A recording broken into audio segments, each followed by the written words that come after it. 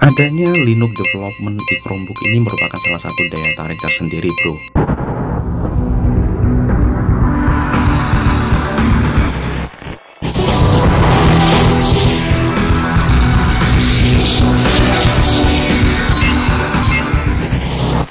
Jadi di sini kita bisa install berbagai macam aplikasi atau software Linux di Chromebook berdasarkan spesifikasi dari Chromebook kita. Jadi semakin tinggi spesifikasi Chromebook kita, maka akan banyak sekali software yang berjalan dengan baik. Nah, misalnya saja untuk data live editor gitu ya. Ketika kita coba jalankan di sini, itu untuk bagian monitornya ketip-ketip gitu ya, teman-teman ya. Ketip-ketip. Sekarang permasalahannya adalah Chromebook tidak ada Linux development environment. Ini permasalahannya adalah punya saya tidak bisa klik turn on atau aktifkan. Jadi untuk Linux developmentnya itu nggak ada tombol turn on-nya. Nah, jadi ini saya coba untuk jawab, sudah dicoba update Chrome OS kah? Karena memang untuk menjalankan Linux ini membutuhkan Chrome OS versi 69 ke atas. Ya paling nggak kalau misalnya pengen yang terbaru sih 90 ya ke atas yang terbaru. Nah, tetapi udah diupdate. Nah, lalu di sini kan saya tanya untuk device-nya itu apa gitu kan. Device-nya itu Dell Chromebook 3100. Nah, setelah saya cari di sini, di sini kan kita sudah tahu Dell Chromebook 3100. Nah, dia juga pakai Celeron, teman-teman ya. Dia pakai Celeron 4020 ya. Ya up to 2,8. Terus untuk displaynya juga sama 11,6 ya. Ini resolusinya juga mirip. Dan di sini ada versi yang touch dan non touch. Cuman di sini permasalahannya tadi, apakah memang tidak ada tombol turn on? Karena memang di sini ketika kalian lihat di bagian setting, ini ya, setting seperti ini, dan kalian coba pergi ke bagian developer.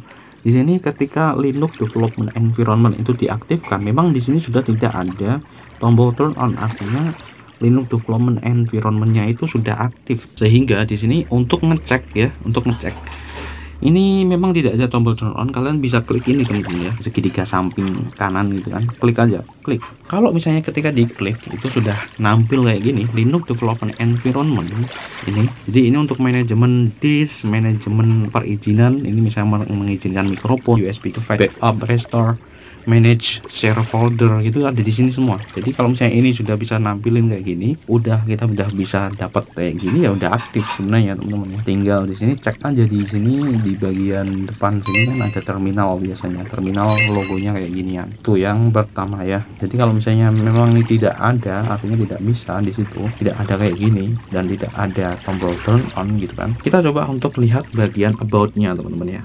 About Chrome OS. Nah, di sini ini ada informasi built-in. Untuk Chromebook 4 ini dia sudah 99.0. Jadi udah di atas 90 ya, yang tadi ya. Coba dicek versinya berapa. Harusnya kalau misalnya versi seperti ini udah bisa menjalankan Linux dengan device yang saya rasa udah sama, mirip, dan di bagian additional detail. Jadi di bagian ini, this device will get automatic software update until Juni 2027.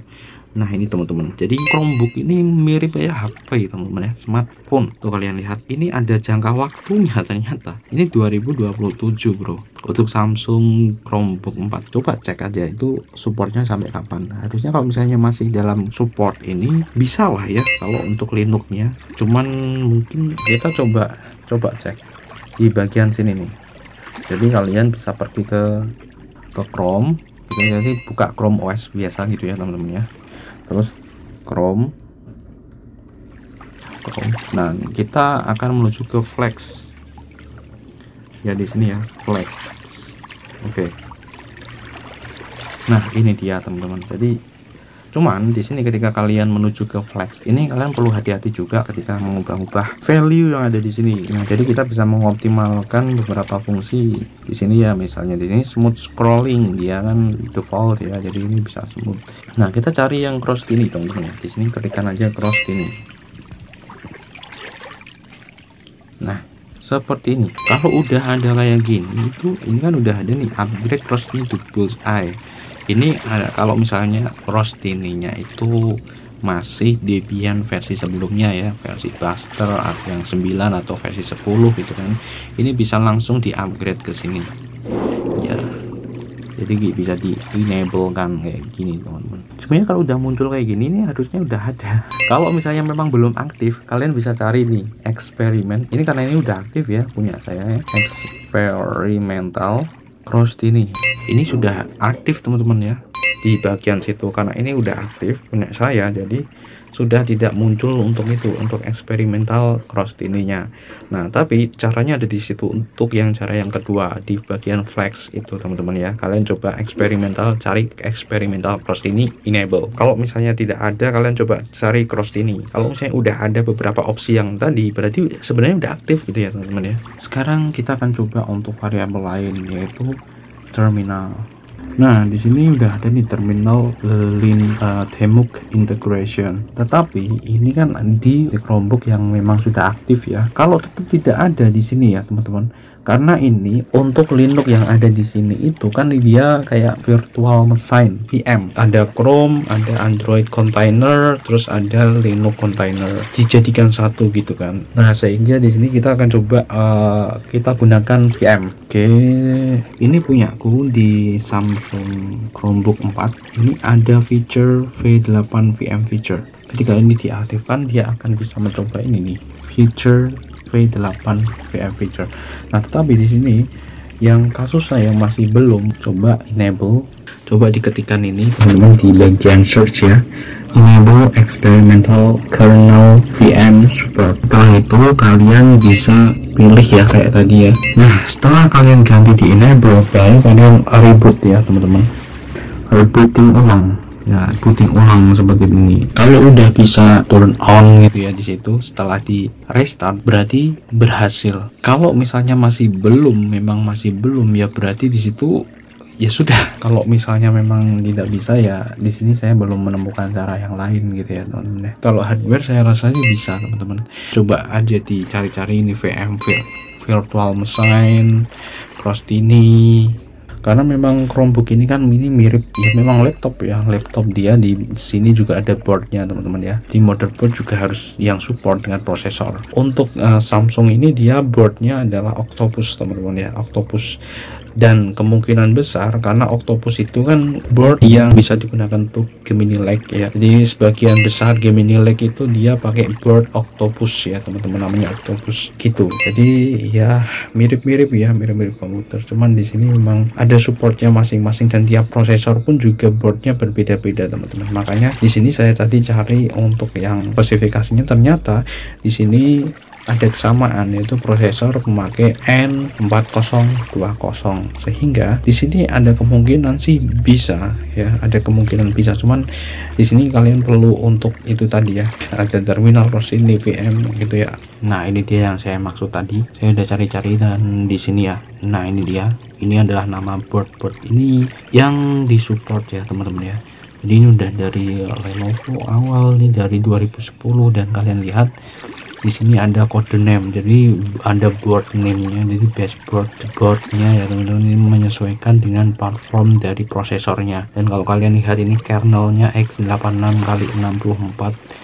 Nah, inilah arsitekturnya, arsitektur dari prosesornya Intel ya. Ini biasanya Intel identik. Nah, seperti ini. Dan kalau kalian lihat di sini untuk yang Samsung Chromebook 4 itu ternyata dia keluaran tahun 2019, cuman masuknya di Indonesia itu 2021 gitu ya. Tanggal rilisnya 7 Oktober 2019.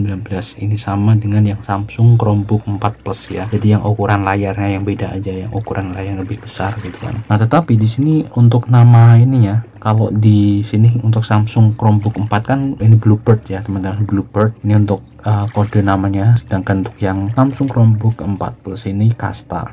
Nah, tetapi ini untuk nama boardnya sama ya teman-teman, dan base nya sama, Octopus. Kalau kalian lihat di sini Gemini Lake ya, karena Celeron N4020 itu masuk ke Gemini Lake, dan ini adalah kernelnya teman-teman ya. Jadi kernel Linux-nya yang awalnya, tetapi ini udah diperbarui ya, sekarang jadi 5 teman-teman ya. Kalau awalnya 4.14 itu pas tahun 2019 ya, dan ini udah berkembang. Kita untuk ngecek itu kita pakai uname ya, uname. ya. Itu untuk yang sebenarnya bisa R ya. Kalau R itu kan lebih singkat gitu ya, kita pakai yang lebih detail aja di sini. Nah, ini dia Linux Penguin. Kalau biasanya itu kan Linux, ada Linux Ubuntu PC gitu ya, misalnya Linux, dan di sini untuk versinya udah 5 ya, kernelnya 5. Sedangkan yang ada di sini yang 10 ini adalah kode majornya teman-teman, major revisionnya ya teman-teman. 92 itu adalah minor revisionnya, dan ini adalah pembenahan bugnya udah sampai 145. Ini cuman kode itu, yang penting ada ini 5 ya. Tagar 1 ini berarti dia itu udah kompilasi berapa kali, ini baru 1 kali. 1 berarti ini Linux Penguin ini baru mengkompilasi 1 gitu ya teman-teman. Dengan ini waktu terakhir kompilasinya Sabtu 19 Maret ini 2022, berarti baru diupdate ya, karena di sini memang aku baru update juga, jadi setiap update itu nanti dia akan ganti ini. Nah, ini buat kalian yang sebenarnya teknis ini ya, lebih ke teknis, tapi gak masalah lah, kita coba bahas x86-64 arsitektur ya. Ini biasa ya, arsitektur mesin, prosesor, yang berkaitan ini.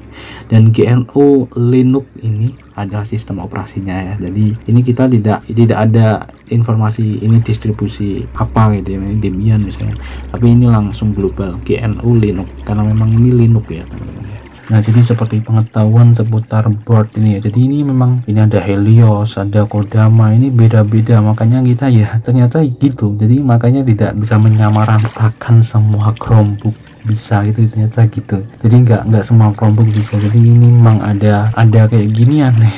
Bahkan di sini ada ini teman-teman ya, ada Debian, Kopano gitu ya, ini nama-namanya ya, kode namanya gitu ya. Kaisa, Morpus, Juniper, Trea, Kodama, Crane, Kohaku men, ada Kohaku juga, Kohaku, wow. Menarik banget, ada Kasumi, Sparky, Liara, Sparky ya, walaupun ini sama-sama Octopus ya, ini Octopus saja, ini kode name-nya juga berbeda nih, ini beda brand, udah beda ya, kayak gini kadang beda-beda ini, walaupun ini untuk base-nya sama ya, Octopus. Ada Darmawan, oh enggak, Drauman. Drauman, kayaknya aku lihat ya, ada Sasuke kalau nggak salah. Nah, ini dia Galaxy Chromebook Go Sasuke. Ini untuk baseboardnya itu DDD, dan ini udah Jasper Lake ya. Jasper Lake itu dia, ini dia, jadi dia Intel Celeron prosesor N5105 teman-teman. Nah, jadi kira-kira seperti itu untuk pembahasan kita kali ini, dan ini udah melebar tentang board juga teman-teman. Untuk memastikan sekali lagi apakah virtual mesinnya sebenarnya udah jalan atau tidak, kita juga bisa pakai ini ya, pakai cross CTRL ALT T, dan kita buka ini ya teman-teman ya, Chrome Untrusted Cross. Nah, ini developer shell ya, kita bisa lihat ini di sini apakah terminalnya udah aktif atau belum gitu ya. Di sini kita coba ketikkan VMC